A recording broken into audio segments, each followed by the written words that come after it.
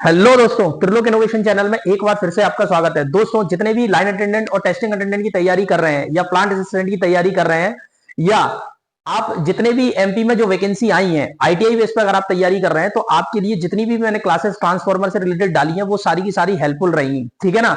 और आप उस पर लगत मेहनत करते रहेंगे तो आपका पेपर निकलना तय है कि मैंने जिस चीज को पढ़ाया है पूरे शिद्दत के साथ पढ़ाया है। चलिए आज हम स्टार्ट करते हैं parallel operation of transformer. Parallel operation of transformer से दोस्तों एक क्वेश्चन आपका पूछा जाता है। आप दुनिया का कोई भी पेपर देंगे आईटीआई से रिलेटेड, चाहे आप टेक्निकल असिस्टेंट का पेपर दे लें, लाइन अटेंडेंट का पेपर दे लें, सब स्टेशन अटेंडेंट का पेपर दे लें, या आप कोई भी पेपर दे लें, तो आपका जो पैरेलल ऑपरेशन से एक क्वेश्चन आएगा वो तीन तरीके की चीजें पूछता है।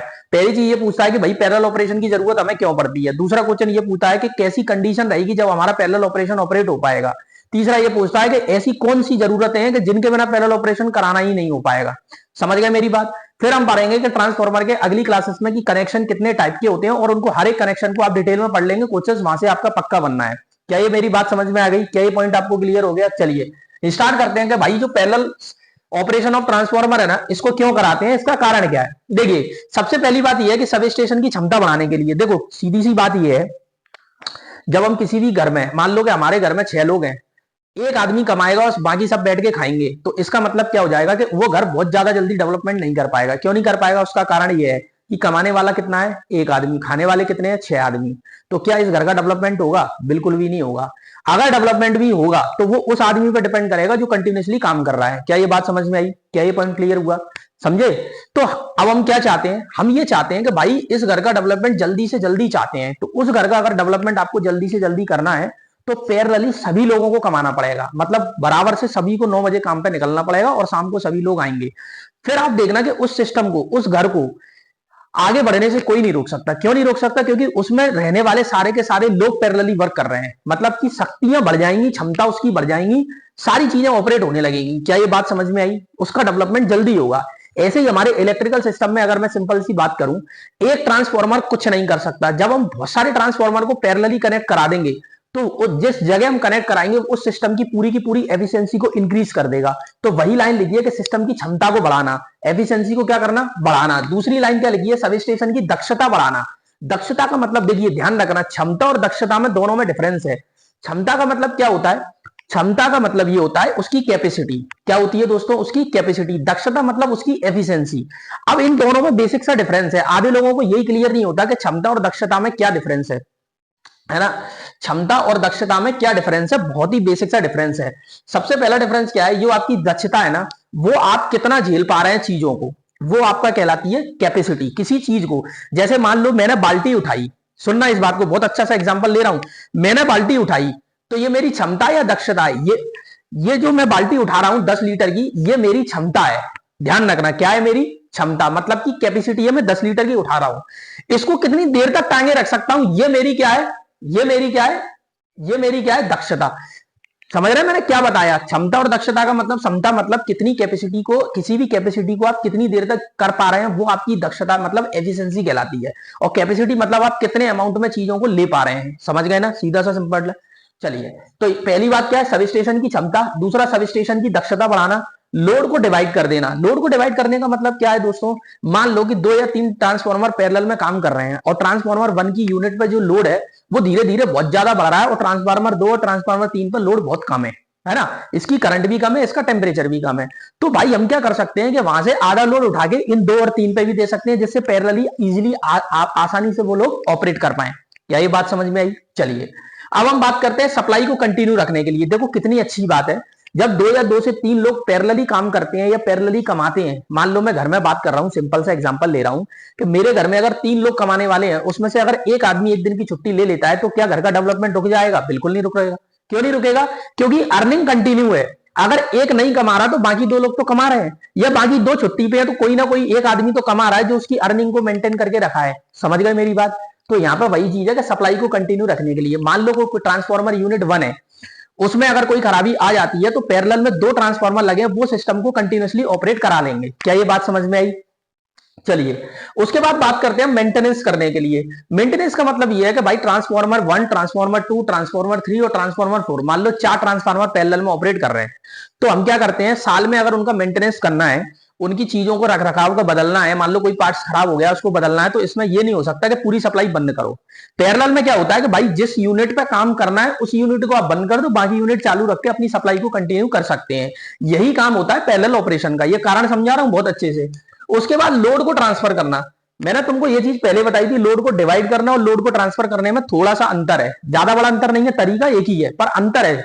लोड को डिवाइड करने का मतलब ये होता है कि उसमें से आधा लोड उठा के दूसरे ट्रांसफार्मर को दे देना। मान लो उस पर 5 किलोवाट का लोड है तो 2.5 किलोवाट उसको दे दो और 2.5 किलोवाट किसी और ट्रांसफार्मर को दे दो। लेकिन लोड को ट्रांसफर करने का मतलब ये होता है कि भाई वहां से पूरा का पूरा 5 किलोवाट उठा के सीधे इसको 5 किलोवाट दे दो, ट्रांसफार्मर 1 से ट्रांसफार्मर 2 को। समझ पा रहे हैं ना मैंने क्या बोला? क्लियर है ना ये पॉइंट? चलिए अब हम बात करते हैं कंडीशन। अभी तक तो आपने क्या पढ़ा? अभी तक आपने ये पढ़ा कि भाई कौन कौन से ऐसे कारण होते हैं ट्रांसफार्मर के जिसके लिए हम पैरेलल ऑपरेशन को ऑपरेट कराते हैं। अब हम पढ़ेंगे कंडीशन ऑफ ट्रांसफार्मर। तो दोस्तों कंडीशन ऑफ ट्रांसफार्मर की अगर मैं बात करता हूं तो कंडीशन ऑफ ट्रांसफार्मर बहुत ही आसान है कि भाई ऐसी कौन कौन सी कंडीशन है, अगर ये कंडीशन पूरी हो रही है तो मतलब ट्रांसफार्मर हमारे पैरेलल में ऑपरेट हो जाएंगे। सबसे पहली बात तो यह है कि फ्रीक्वेंसी सेम होनी चाहिए। भाई सीधी सी बात है, हमारे भारत में जो फ्रीक्वेंसी है वो कितने हर्ट्ज पे है? 50 हर्ट्ज पे। अमेरिका में कितने हर्ट्ज पे है? 60 हर्ट्ज पे है। समझ रहे हैं ना? ये क्वेश्चन पेपर में सीधे आते हैं। अगर आपसे ये पूछ ले फ्रीक्वेंसी से रिलेटेड, अगर आपसे ये क्वेश्चन पूछ ले कि बताइए जो आपका प्लेन उड़ता है उसमें फ्रीक्वेंसी कितनी है, तो ध्यान रखना 300 हर्ट्ज होती है वहां फ्रीक्वेंसी। कुछ लोग डीसी मान लेते हैं और लगा के जीरो आंसर चले आते हैं ऑप्शन ए में, फिर रोते हैं कि हमारा सिलेक्शन रुक गया है। समझ रहे हैं? तो तीन फ्रीक्वेंसी मैंने आपको क्लियर करी है जो पेपर में सीधे पूछी जाती है। भारत में 50 हर्ट्ज, ठीक है, विदेश मतलब यूएसए में 60 हर्ट्ज, अगर आप प्लेन की बात करेंगे तो 300 हर्ट्ज। ठीक है ना? चलिए, तो यहाँ पे फ्रीक्वेंसी सेम होनी चाहिए। मतलब जो ट्रांसफार्मर पैरेलल में ऑपरेट कराने वाले हैं, दोनों को आपस में पैरेलल ऑपरेट कराने वाले, तो सबसे पहले उनकी फ्रीक्वेंसी सेम होनी चाहिए। भाई सीधी सी बात है, जब हम किसी के यहाँ शादी का रिश्ता लेने जाते हैं या रिश्ता देने जाते हैं, मतलब शादी का रिश्ता करने जाते हैं, तो हम वहां वही रिश्ता करेंगे ना जिन लोगों से हमारी फ्रीक्वेंसी मैच करेगी। फ्रीक्वेंसी मैच करने का मतलब पता है क्या होता है? हम लोगों की सोच मैच करनी चाहिए कि वो भी उसी तरीके से सोचते हैं जिस तरीके से हम सोचते हैं, वो हमारे जैसे ही है, तभी तो जाके दो लोगों का पैरेलली रिश्ता होता है। सिंपल वही चीज है, प्रैक्टिकली है बिल्कुल। केवीए रेटिंग सेम होना चाहिए। केवीए रेटिंग देखो यहाँ प्रैक्टिकली समझ सकते हैं आप कि वो बहुत ज्यादा पैसा वाला है, तुम उतने पैसे वाले, मतलब वो हायर क्लास फैमिली है, तुम मिडिल क्लास फैमिली हो, तो भी बहुत दिक्कत हो जाएगी। मतलब केवीए रेटिंग का मतलब समझ रहे हैं आप? हायर क्लास फैमिली का मिडिल क्लास फैमिली से रिलेशन कराना, जो कि गलत हो जाएगा। क्या चाहिए आपको? या तो हायर क्लास की फैमिली हो, या मिडिल क्लास की फैमिली हो, या लोअर क्लास की फैमिली हो। समझ गए ना? तो केवीए रेटिंग का मतलब यह है कि दो ट्रांसफार्मर की केवीए रेटिंग सेम होनी चाहिए। अगर ये 5 केवीए का तो ये भी 5 केवीए का होना चाहिए, ऐसी कंडीशन है। ध्यान रखना, ये नेसेसरी कंडीशन नहीं है, अभी नेसेसरी कंडीशन भी आगे आएगा। ठीक है ना? चलिए, परसेंटेज जेड और एक्स वाई आर का रेशो सेम होना चाहिए। भाई परसेंटेज इंपीडेंस ट्रांसफार्मर 1 और ट्रांसफार्मर 2, मतलब जिन दो ट्रांसफार्मर को आपस में पैरेलल ऑपरेट कराना है उनका परसेंटेज इंपीडेंस सेम होना चाहिए और एक्स अपॉन आर का रेशो भी सेम होना चाहिए। अब आपके दिमाग में ये आएगी कि ये किस चिड़िया का नाम है एक्स अपॉन आर? भाई रेजिस्टेंस और रिएक्टेंस, मतलब दूसरे शब्दों में ये कह सकते हैं कि रिएक्टेंस टू रेजिस्टेंस का जो रेशो है ना, वो हमेशा दोनों ट्रांसफार्मर का सेम होना चाहिए। जैसे कि एक्स वाई आर की वैल्यू यहाँ पे 40 आ रही है, तो दूसरे ट्रांसफार्मर में भी एक्स वाई आर की वैल्यू अगर 40 है तो हम इनको आपस में पैरेलली ऑपरेट करा सकते हैं। ये बात समझ में आई मैंने क्या बोला? चलिए अब हम बात करते हैं voltage ratio of and turn ratio. भाई दोनों का वोल्टेज रेशो सेम होना चाहिए। ठीक है, दूसरी बात दोनों के टर्न्स रेशो सेम होना चाहिए, मतलब का V2 अपन V1 की वैल्यू भी सेम होना चाहिए, इसके बराबर आना चाहिए इसके V2 अपन V1 की, इसकी N2 अपन N1 की वैल्यू इसके N2 अपन N1 की वैल्यू के बराबर आना चाहिए। क्या ये बात समझ में आई मेरे प्यारे बच्चों? आपको समझ में आ रहा है कि नहीं? चलिए, वोल्टेज रेशो मतलब वोल्टेज रेगुलेशन है भाई सेम होना चाहिए। देखो ये बहुत इंपॉर्टेंट चीज है, मैंने पिछली क्लास में बहुत तरीके से समझाया था कि वोल्टेज रेगुलेशन क्या होता है। देखो दोस्तों, वोल्टेज रेगुलेशन कुछ नहीं होता, it is the difference between output voltage and input voltage. जब नो लोड और फुल लोड के लेकर जब हम किसी भी ट्रांसफार्मर को नो लोड से फुल लोड तक वर्किंग कराते हैं तो फिर हम ये देखते हैं कि वोल्टेज में कितना चेंजेस आया है, वही चेंजेस आपका वोल्टेज रेगुलेशन कहलाता है। मान लो इसका वोल्टेज रेगुलेशन 3% है और इसका वोल्टेज रेगुलेशन 4% है, और फिर भी हमने इनको आपस में पैरेलल ऑपरेट कराया, तो धमाका होने के चांसेस पूरे के पूरे रहेंगे, पूरे सिस्टम का सत्यानाश हो जाएगा। क्या ये बात समझ में आई? चलिए, तो वोल्टेज रेगुलेशन सेम होना चाहिए, बिल्कुल होना चाहिए। अब हम बात करेंगे कि ऐसी कौन सी कंडीशन है जिनके बिना अगर ये बातें पूरी नहीं है तो हमारा रिश्ता तय नहीं है। समझ गए? कुछ नेसेसरी कंडीशन होती है, उसके बिना ये काम नहीं हो पाएगा। सबसे पहली बात तो ये है कि भाई लोगों फेज सीक्वेंस सेम होना चाहिए। फेज सीक्वेंस सेम होने का मतलब ये है कि इसका आर इसके आर से ही कनेक्ट होगा, इसका वाई इसके वाई से ही कनेक्ट होगा, इसका बी फेज से कनेक्ट होगा। अगर आपने इसके आर का फेज और इसके बाई का फेज आपस में कनेक्ट कर दिया तो धमाका होना तय है, ट्रांसफार्मर का सत्यानाश होना तय है। क्या ये बात समझ में आएगी? क्या ये पॉइंट क्लियर हुआ? वेक्टर ग्रुप सेम होना चाहिए। वेक्टर ग्रुप सेम होने का मतलब यह कि इसका आर वाई भी है तो इसका भी आर वाई भी ही होना चाहिए, इसका बी वाई आर नहीं होना चाहिए। अरे ये बात समझ पा रहे हैं ना, मैंने कितनी इंपॉर्टेंट बातें बोल रहा हूं। चलिए अब हम बात करते हैं कि वोल्टेज रेशो सेम होना चाहिए। भाई वोल्टेज रेशो अगर सेम नहीं है तो गलती से भी ट्रांसफार्मर को पैरेलली ऑपरेट ना कराना, नहीं तो दोनों आपस में लड़ बैठेंगे और धमाका कर लेंगे और पूरे सिस्टम का सत्यानाश कर देंगे। क्लियर है? कहेंगे भाई हमें पैरेलल में ऑपरेटर होने के लिए हमें 4 चीजों की जरूरत है। सुन लो कौन कौन सी जरूरत है। जो दोनों ट्रांसफार्मर क्या कहते हैं सुनो। पहली बात तो हम दोनों की फ्रीक्वेंसी मैच करनी चाहिए तो अपनी चल पाएगी, नहीं तो नहीं चल पाएगी। दूसरी बात फेज सीक्वेंस सेम होना चाहिए। तीसरी बात वोल्टेज रेशो सेम होना चाहिए। पोलरिटी सेम होना चाहिए। पोलरिटी का मतलब जानते हैं आप? इसका प्लस इसके प्लस से ही कनेक्ट होगा, ये नहीं कि उसका प्लस और इसका माइनस कनेक्ट करा दोगे तो धमाका होना तय। ठीक है ना? शॉर्ट सर्किट क्रिएट हो जाएगा भाई लोगों। फेज डिफरेंस सेम होना चाहिए। भाई फेज डिफरेंस सेम होना ही चाहिए। अगर फेज डिफरेंस सेम नहीं है तो ट्रांसफार्मर गलती से भी पैरेलल में ऑपरेट ना कराएं। अगर आपने पैरेलल में ऑपरेट कराने की कोशिश करी दोनों आपस में लड़ मरेंगे।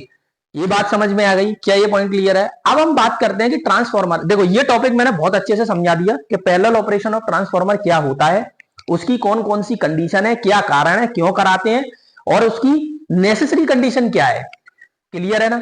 देखो ये कंडीशन जो है ना, ये हो तो बहुत अच्छी बात है, नहीं हो तो कोई दिक्कत बात नहीं है, लेकिन पैरेलल ऑपरेट कराना है तो इन बातों का होना बहुत जरूरी है। इनके बिना अगर आपने पैरेलल ऑपरेशन कराने की कोशिश करी तो धमाका होना तय, ट्रांसफार्मर का आपस में लड़ बैठना तय। ठीक है ना? चलिए अब हम बात करते हैं कि ट्रांसफार्मर कनेक्शन के बारे में। भाई ट्रांसफार्मर में कितने टाइप के कनेक्शन होते हैं, पहले तो यही क्वेश्चन पूछ लेता है। ऐसे नहीं पूछता पेपर में, ऐसे पूछता है कि इसमें से ट्रांसफार्मर का कौन सा कनेक्शन नहीं है।